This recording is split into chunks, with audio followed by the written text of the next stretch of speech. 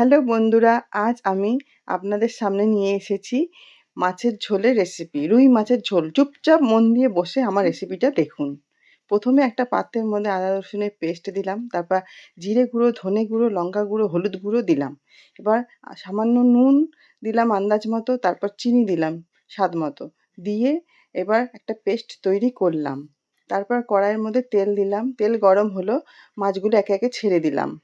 মাছগুলোকে লাল করলাম, করে তুলে নিলাম একটা পাত্রে। তারপরে সেই তেলের মধ্যে আমি দিলাম আলুর টুকরো দিলাম, দিয়ে সেগুলোকে লাল লাল করে ভেজে তুলে নিলাম।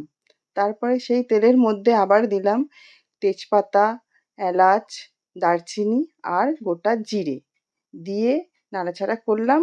তারপরে আমি পেঁয়াজের টুকরোগুলো দিয়ে দিলাম, দিয়ে পেঁয়াজের টুকরো দিয়ে নাড়তে থাকলাম। নাড়ার পরে যখন রং চলে এলো, তারপরে আমি মশলার পেস্টটা দিয়ে দিলাম।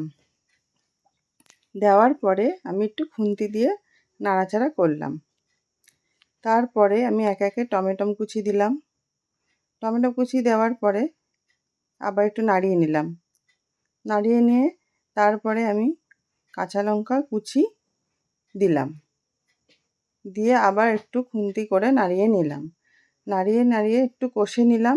একটু একটু তেল ছেড়ে আসলো, তারপর আলুর টুকরো দিয়ে দিলাম। আলুর টুকরো দিয়ে ভালোভাবে কষে নিলাম। কষার পরে জল দিয়ে দিলাম পরিমাণ মতো। যে যেরকমভাবে ঝোলটা খাবে সেই হিসাবে জলটা দেবে। তারপর জলটা দিয়ে আমি একটু খুন্তি দিয়ে নাড়িয়ে দিলাম। নাড়াচাড়ার পরে আমি এটা ফুটতে দিলাম। যখন টকবক করে ফুটবে, তারপরে আমি মাছগুলো ছেড়ে দেবো একে একে। এবার মাছ দিয়ে আমি ফুটতে দিলাম। যে টকবক করে ফুটতে লাগলো ঝোলটা। ফোটার পরে আমি আবার খুন্তি দিয়ে একটু নাড়াচাড়া করে দিলাম। মাছগুলোকে ঠিক করে দিলাম যাতে ঝোলগুলো ঢোকে। তারপরে আমি ধনেপাতা দিলাম, দিয়ে ধনেপাতা দিয়ে আমি নামিয়ে দিলাম।